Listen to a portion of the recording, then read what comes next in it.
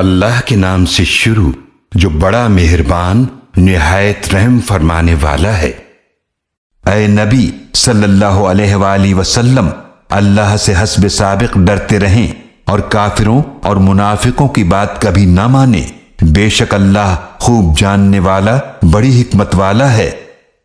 اور جو کچھ آپ کے رب کی طرف سے آپ کی طرف وحی کیا جا رہا ہے اس کی پیروی کیجیے۔ بے شک اے لوگو، اللہ اس سے خوب باخبر ہے جو عمل تم کرتے ہو، اور اللہ ہی پر بھروسہ رکھیے اور اللہ ہی کارساز کافی ہے۔ اللہ نے کسی آدمی کے لیے اس کے سینے میں دو دل نہیں بنائے، اور ایمان والو، اس نے تمہاری بیویوں کو جن سے تم زہار کرتے ہو تمہاری حقیقی مائیں نہیں بنایا، اور تمہارے منہ بولے بیٹوں کو تمہارے حقیقی بیٹے نہیں بنایا۔ یہ سب تمہارے اپنے منہ کی باتیں ہیں، اور اللہ حق بات فرماتا ہے اور وہی سیدھا راستہ دکھاتا ہے۔ تم ان منہ بولے بیٹوں کو ان کے باپ کے ہی نام سے پکارا کرو، یہ طریقہ اللہ کے نزدیک پورے انصاف کی بات ہے۔ پھر اگر تمہیں ان کے باپ معلوم نہ ہو تو وہ تمہارے دینی بھائی ہیں اور تمہارے دوست ہیں، اور اس بات پر تم پر کوئی گناہ نہیں ہے جو تم نے غلطی سے کہی، لیکن اس پر گناہ ہوگا جس کا ارادہ تمہارے دلوں نے جان بوجھ کر کیا ہو، اور اللہ بڑا ہی بخشنے والا نہایت رحم فرمانے والا ہے۔ نبی کریم صلی اللہ علیہ وآلہ وسلم اہل ایمان کی جانوں پر خود ان سے زیادہ حق رکھتے ہیں، اور آپ کی ازواج مطہرات ان کی مائیں ہیں، اور قریبی رشتہ دار اللہ کی کتاب میں میراث کے لحاظ سے ایک دوسرے کے زیادہ حقدار ہیں دوسرے مومنین اور مہاجرین کی نسبت، مگر یہ کہ تم اپنے دوستوں پر وصیت کر کے احسان کرنا چاہو۔ یہ حکم کتاب الہی میں لکھا ہوا ہے۔ جب ہم نے نبیوں سے پختہ عہد لیا، اور خصوصاً آپ صلی اللہ علیہ وآلہ وسلم سے، اور نوح اور ابراہیم اور موسیٰ اور عیسیٰ ابن مریم علیہ السلام سے، اور ہم نے ان سے پختہ عہد لیا تاکہ اللہ سچوں سے ان کے سچ کے بارے میں پوچھے، اور اس نے کافروں کے لیے دردناک عذاب تیار کر رکھا ہے۔ اے ایمان والو، اپنے اوپر اللہ کا احسان یاد کرو جب تم پر کفار کے لشکر چڑھ آئے، پھر ہم نے تمہاری مدد کے لیے ان پر تیز آندھی بھیجی اور فرشتوں کے لشکر بھیجے جنہیں تم نے نہیں دیکھا، اور جو تم کر رہے تھے اللہ اسے خوب دیکھنے والا تھا۔ جب وہ کافر تمہارے اوپر اور تمہارے نیچے سے تم پر چڑھ آئے، اور جب دہشت سے آنکھیں پتھرا گئیں اور دل کلیجے منہ کو آ گئے، اور تم اللہ کے متعلق خوف اور امید میں طرح طرح کے گمان کرنے لگے، اس موقع پر مومن خوب آزمائے گئے اور وہ پوری شدت سے ہلا دیے گئے۔ اور جب کہا منافقین اور ان لوگوں نے جن کے دلوں میں شک کی بیماری تھی کہ اللہ اور اس کے رسول نے ہم سے صرف دھوکہ اور فریب کے لیے فتح کا وعدہ کیا تھا،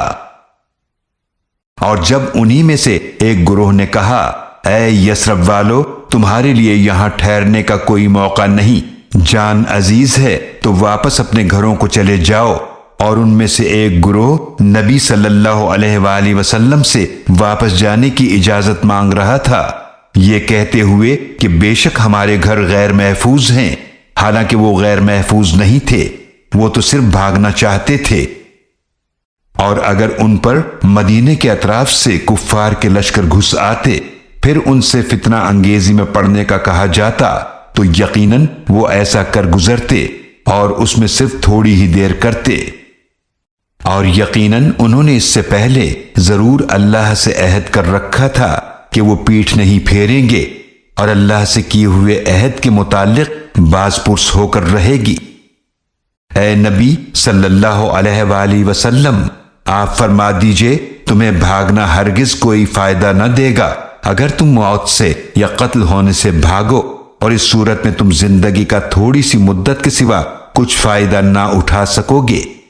آپ صلی اللہ علیہ وآلہ وسلم فرما دیجئے کون ہے جو تمہیں اللہ سے بچا سکے؟ اگر وہ تمہیں کوئی نقصان پہنچانا چاہے یا تمہیں رحمت پہنچانا چاہے تو کون روک سکتا ہے؟ اور وہ لوگ اپنے لیے اللہ کو چھوڑ کر نہ کوئی حمایتی پائیں گے اور نہ کوئی مددگار۔ یقیناً اللہ تم میں سے جہاد سے روکنے والوں کو جانتا ہے اور انہیں بھی جو اپنے بھائیوں سے کہتے ہیں کہ ہماری طرف آ جاؤ، اور وہ جنگ میں شرکت نہیں کرتے مگر بہت ہی کم۔ منافقین تمہارے بارے میں سخت بخیل ہیں، تو جب خوف کا وقت آتا ہے تو آپ انہیں دیکھتے ہیں کہ وہ آپ کی طرف دیکھ رہے ہوتے ہیں، ان کی آنکھیں اس شخص کی طرح پھرتی ہیں جس پر موت کی غشی طاری ہو رہی ہو، تو جب خوف ٹل جاتا ہے تو تمہیں تیز زبانوں سے طعنے دیتے ہیں، مال غنیمت پر بڑے حریص ہیں، یہ لوگ در حقیقت ایمان نہیں لائے، پس اللہ نے ان کے اعمال ضائع کر دیے، اور یہ بات اللہ کے لیے بہت آسان ہے۔ وہ دشمن کے بھاگ جانے کے بعد بھی سمجھ رہے ہیں کہ کافروں کے لشکر ابھی نہیں گئے، اور اگر وہ لشکر دوبارہ آ جائیں تو یہ چاہیں گے کہ کاش وہ دیہاتوں میں جا کر رہیں اور وہیں بیٹھے تمہاری خبریں پوچھتے رہیں، اور اگر وہ تمہارے درمیان موجود ہوتے تو قتال نہ کرتے مگر برائے نام۔ یقیناً تمہارے لیے اللہ کے رسول صلی اللہ علیہ وآلہ وسلم کی ذات مبارکہ میں بہترین نمونہ ہے اس کے لیے جو اللہ سے ملاقات اور یوم آخرت کی امید رکھتا ہو اور کثرت سے اللہ کا ذکر کرتا ہو۔ اور جب مومنوں نے کفار کے لشکر دیکھے تو کہنے لگے یہ وہی ہے جس کا اللہ اور اس کے رسول صلی اللہ علیہ وآلہ وسلم نے ہم سے وعدہ فرمایا تھا، اور اللہ اور اس کے رسول صلی اللہ علیہ وآلہ وسلم نے سچ فرمایا، اور اس صورتحال سے ان کے ایمان اور اطاعت گزاری میں اضافہ ہی ہوا۔ مومنوں میں سے کچھ جوان مرد ایسے ہیں جنہوں نے وہ بات سچ کر دکھائی جس پر انہوں نے اللہ سے عہد کیا تھا، تو ان میں سے کوئی شہید ہو کر اپنی نظر پوری کر چکا ہے، اور ان میں سے کوئی اس کا انتظار کر رہا ہے، اور انہوں نے اپنے عہد کو ذرا بھی نہیں بدلا، تاکہ اللہ سچوں کو ان کی سچائی کا بدلہ دے، اور اگر چاہے تو منافقوں کو عذاب دے یا ان کی توبہ قبول فرما لے۔ بے شک اللہ بڑا ہی بخشنے والا نہایت رحم فرمانے والا ہے۔ اور اللہ نے کفر کرنے والوں کو اس حال میں پھیر دیا کہ وہ غصے میں جل رہے تھے، وہ کوئی فائدہ حاصل نہ کر سکے، اور قتال میں اللہ خود مومنوں کے لیے کافی ہو گیا، اور اللہ بہت قوت والا بہت غالب ہے۔ اور اہل کتاب میں سے جنہوں نے دشمنوں کی مدد کی تھی اللہ نے انہیں ان کے قلعوں سے اتار دیا، اور ان کے دلوں میں مسلمانوں کا ایسا روب ڈال دیا کہ ایک گروہ کو تم قتل کرنے لگے اور ایک گروہ کو تم نے قیدی بنا لیا، اور اللہ نے تمہیں وارث بنایا ان کی زمین کا اور ان کے گھروں کا اور ان کے مالوں کا اور اس زمین کا بھی جس پر تم نے قدم نہیں رکھا، اور اللہ ہر چیز پر خوب قدرت رکھنے والا ہے۔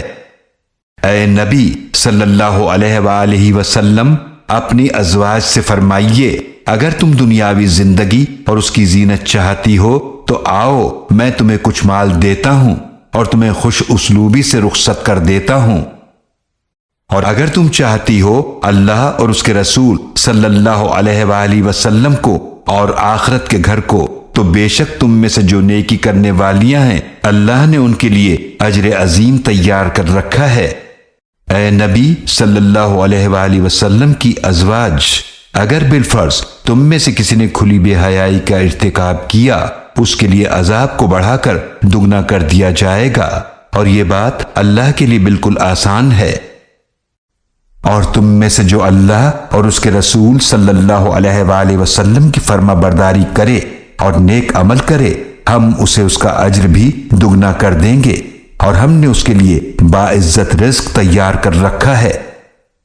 اے نبی صلی اللہ علیہ وآلہ وسلم کی ازواج، تم عام عورتوں کی طرح نہیں ہو، اگر تم پرہیزگاری اختیار کرو تو نامحرم سے بات کرنے میں نرم لہجہ نہ رکھو کہ کہیں وہ جس کے دل میں نفاق کی بیماری ہے لالچ کر بیٹھے، اور دستور کے مطابق بھلی بات کہو،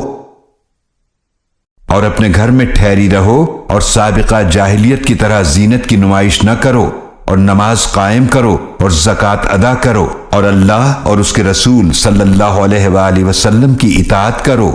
بے شک اللہ یہی چاہتا ہے کہ تم سے ہر قسم کی ناپاکی دور کر دے اے نبی صلی اللہ علیہ وآلہ وسلم کے اہل بیت، اور تمہیں خوب اچھی طرح پاکیزگی عطا فرمائے۔ اور یاد رکھو جو بھی تمہارے گھروں میں تلاوت کی جاتی ہیں اللہ کی آیات اور حکمت کی باتیں، بے شک اللہ بہت باریک بین خوب باخبر ہے۔ بے شک مسلمان مرد اور مسلمان عورتیں اور مومن مرد اور مومن عورتیں اور فرما بردار مرد اور فرما بردار عورتیں اور سچے مرد اور سچی عورتیں اور صبر کرنے والے مرد اور صبر کرنے والی عورتیں اور عاجزی کرنے والے مرد اور عاجزی کرنے والی عورتیں اور صدقہ دینے والے مرد اور صدقہ دینے والی عورتیں اور روزہ رکھنے والے مرد اور روزہ رکھنے والی عورتیں اور اپنی شرمگاہوں کی حفاظت کرنے والے مرد اور حفاظت کرنے والی عورتیں اور کثرت سے اللہ کا ذکر کرنے والے مرد اور کثرت سے ذکر کرنے والی عورتیں، ان سب کے لیے اللہ نے مغفرت اور اجر عظیم تیار کر رکھا ہے۔ اور کسی مومن مرد اور کسی مومن عورت کو یہ حق نہیں پہنچتا کہ جب اللہ اور اس کے رسول صلی اللہ علیہ وآلہ وسلم کسی کام کا فیصلہ یا حکم فرما دیں تو ان کے لیے اپنے اس معاملے میں کوئی اختیار رہے، اور جو اللہ اور اس کے رسول صلی اللہ علیہ وآلہ وسلم کی نافرمانی کرے تو وہ یقیناً واضح گمراہی میں پڑ گیا۔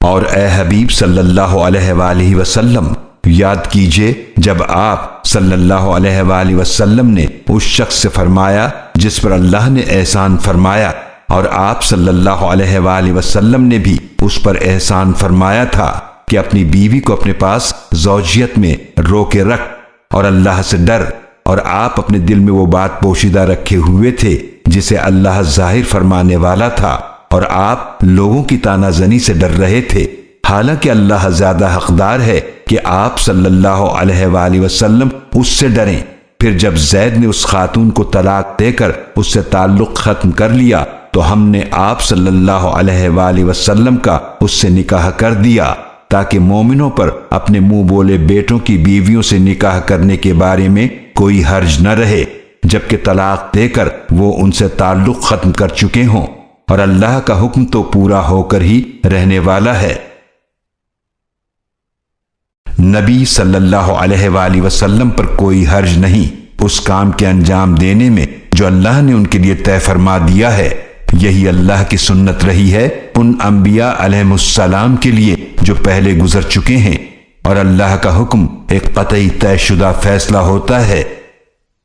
وہ انبیاء کرام علیہم السلام جو اللہ کے پیغامات پہنچاتے ہیں اور وہ صرف اسی سے ڈرتے ہیں اور اللہ کے سوا کسی سے نہیں ڈرتے، اور اللہ حساب لینے کے لیے کافی ہے۔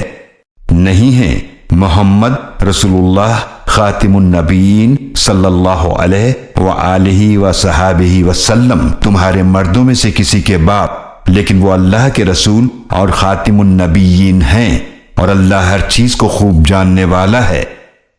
اے ایمان والو، اللہ کا خوب کثرت سے ذکر کیا کرو اور اس کی تسبیح بیان کیا کرو صبح اور شام۔ وہی اللہ ہے جو تم پر رحمت نازل فرماتا ہے، اور اس کے فرشتے بھی تم پر نزول رحمت کی دعا کرتے ہیں تاکہ وہ اللہ تمہیں اندھیروں سے روشنی کی طرف نکالے، اور وہ مومنوں پر نہایت رحم فرمانے والا ہے۔ جس دن وہ مومن لوگ اس اللہ سے ملاقات کریں گے ان کا استقبال سلام سے ہوگا، اور اس اللہ نے ان کے لیے عزت والا اجر تیار کر رکھا ہے۔ اے نبی صلی اللہ علیہ وآلہ وسلم، بے شک ہم نے آپ کو گواہی دینے اور خوشخبری سنانے اور ڈرانے والا رسول بنا کر بھیجا ہے، اور اللہ کی طرف اس کے حکم سے دعوت دینے والا اور روشن چراغ بنا کر بھیجا ہے۔ اور اے نبی صلی اللہ علیہ وآلہ وسلم، مومنوں کو خوشخبری دیجئے کہ بے شک ان کے لیے اللہ کی طرف سے بہت بڑا فضل ہے، اور آپ کافروں اور منافقوں کی بات نہ مانیے اور ان کی ایذا رسانی کی پرواہ نہ کریں، اور اللہ پر بھروسہ رکھیں، اور اللہ ہی بطور کارساز کافی ہے۔ اے ایمان والو، جب تم مومن عورتوں سے نکاح کرو پھر تم انہیں طلاق دے دو ہاتھ لگانے سے پہلے، تو ان پر تمہارے لیے کوئی عدت نہیں ہے جسے تم شمار کرو، لہذا تم انہیں کچھ خرچہ دے دو اور انہیں خوش اسلوبی کے ساتھ رخصت کرو۔ اے نبی صلی اللہ علیہ وآلہ وسلم، بے شک ہم نے آپ صلی اللہ علیہ وآلہ وسلم کے لیے آپ صلی اللہ علیہ وآلہ وسلم کی وہ ازواج حلال کر دی ہیں جنہیں آپ صلی اللہ علیہ وآلہ وسلم ان کے مہر ادا کر چکے ہیں، اور آپ صلی اللہ علیہ وآلہ وسلم کی کنیزیں جن کے آپ صلی اللہ علیہ وآلہ وسلم مالک ہیں، اس غنیمت میں سے جو اللہ نے آپ صلی اللہ علیہ وآلہ وسلم کو عطا فرمائی ہیں، اور آپ صلی اللہ علیہ وآلہ وسلم کے چچا کی بیٹیاں، اور آپ صلی اللہ علیہ وآلہ وسلم کی پھوپھیوں کی بیٹیاں، اور آپ صلی اللہ علیہ وآلہ وسلم کے ماموں کی بیٹیاں، اور آپ صلی اللہ علیہ وآلہ وسلم کی خالاؤں کی بیٹیاں جنہوں نے آپ صلی اللہ علیہ وآلہ وسلم کے ساتھ ہجرت کی ہے۔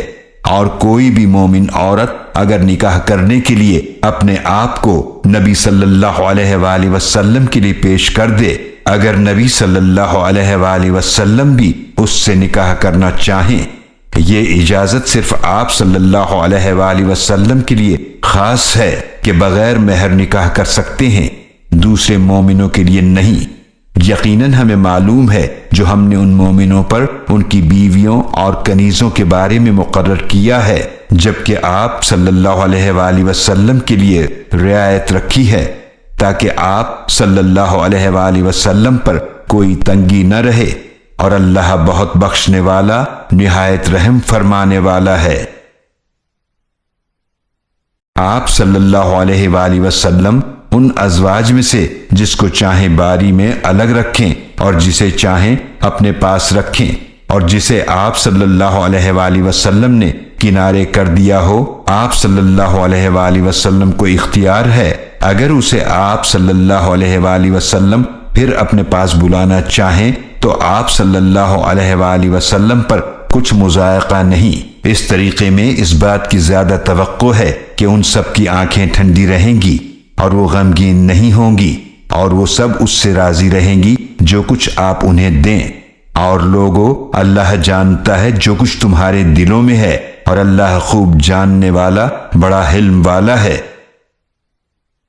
اس کے بعد آپ صلی اللہ علیہ وآلہ وسلم کے لیے دوسری عورتیں حلال نہیں، اور نہ یہ کہ آپ صلی اللہ علیہ وآلہ وسلم بدل کر لے آئیں ان کی جگہ دوسری بیویاں، اگرچہ آپ صلی اللہ علیہ وآلہ وسلم کو ان کا حسن کتنا ہی بھلا لگے، سوائے اس کنیز کے جو آپ صلی اللہ علیہ وآلہ وسلم کی ملکیت میں ہے، اور اللہ ہر شے پر نگہبان ہے۔ اے ایمان والو، نبی صلی اللہ علیہ وآلہ وسلم کے گھروں میں داخل نہ ہوا کرو سوائے اس کے کہ تمہیں کھانے کے لیے اجازت دی جائے، وہ بھی اس طرح کہ اس کے تیار ہونے کے انتظار میں نہ بیٹھے رہو، لیکن جب تمہیں بلایا جائے تو اندر داخل ہو جاؤ، پھر جب کھانا کھا چکو تو منتشر ہو جاؤ اور باتوں میں لگے بیٹھے نہ رہو، بے شک تمہارا یہ طرز عمل نبی صلی اللہ علیہ وآلہ وسلم کو تکلیف پہنچاتا ہے، تو وہ کہتے ہوئے تمہارا لحاظ کرتے ہیں، اور اللہ حق بات کہنے کے معاملے میں لحاظ نہیں فرماتا۔ اور جب تمہیں ان ازواج مطہرات سے کچھ مانگنا ہو تو پردے کے پیچھے سے مانگو، یہ تمہارے دلوں اور ان کے دلوں کے لیے زیادہ پاکیزہ طریقہ ہے، اور تمہارے لیے ہرگز جائز نہیں کہ تم رسول اللہ صلی اللہ علیہ وآلہ وسلم کو تکلیف پہنچاؤ، اور نہ یہ جائز ہے کہ ان کے بعد ان کی ازواج مطہرات سے کبھی بھی نکاح کرو، بے شک یہ اللہ کے نزدیک بہت بڑا گناہ ہے۔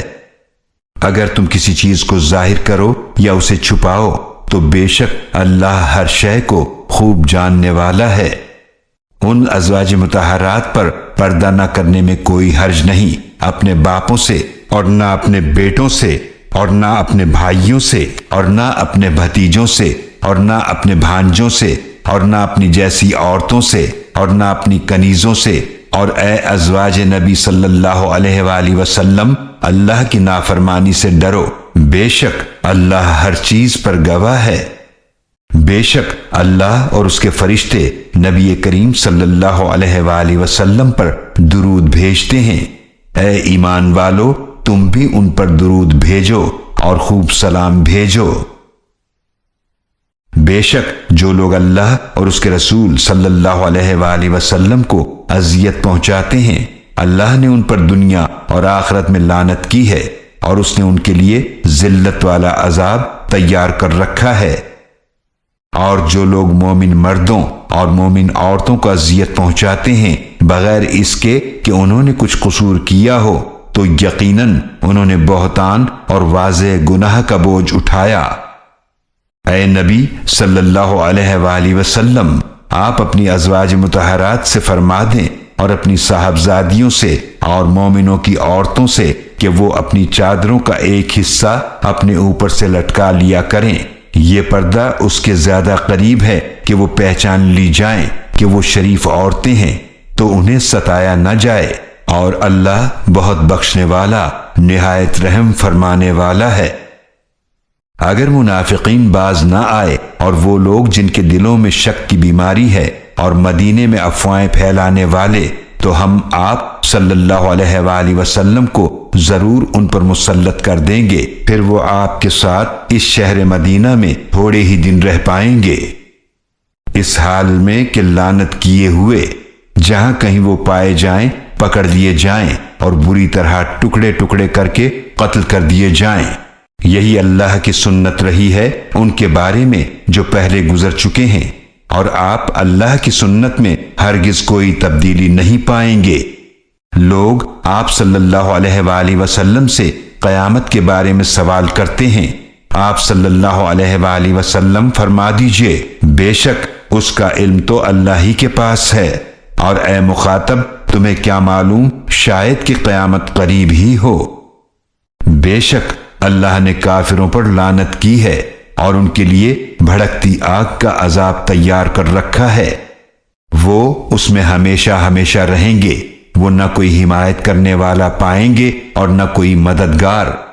جس دن مجرموں کے چہرے دوزخ کی آگ میں الٹ پلٹ کیے جائیں گے تو وہ کہیں گے، اے کاش ہم نے اللہ کی اطاعت کی ہوتی اور رسول کی اطاعت کی ہوتی۔ اور وہ کہیں گے، اے ہمارے رب، بے شک ہم نے اپنے سرداروں اور اپنے بڑوں کا کہنا مانا تو انہوں نے ہمیں راستے سے بھٹکا دیا۔ اے ہمارے رب، انہیں آگ کا دگنا عذاب دے اور ان پر بہت بڑی لعنت بھیج۔ اے ایمان والو، ان کی طرح نہ ہو جاؤ جنہوں نے موسیٰ علیہ السلام کو اذیت پہنچائی، تو اللہ نے ان موسیٰ علیہ السلام کو اس سے بری کر دیا جو ان لوگوں نے بطور الزام کہا تھا، اور وہ اللہ کے نزدیک بڑے مرتبے والے تھے۔ اے ایمان والو، اللہ کی نافرمانی سے ڈرو اور بالکل سیدھی سچی بات کہو۔ وہ اللہ تمہارے لیے تمہارے اعمال کی اصلاح فرما دے گا اور تمہارے لیے تمہارے گناہوں کی مغفرت فرما دے گا،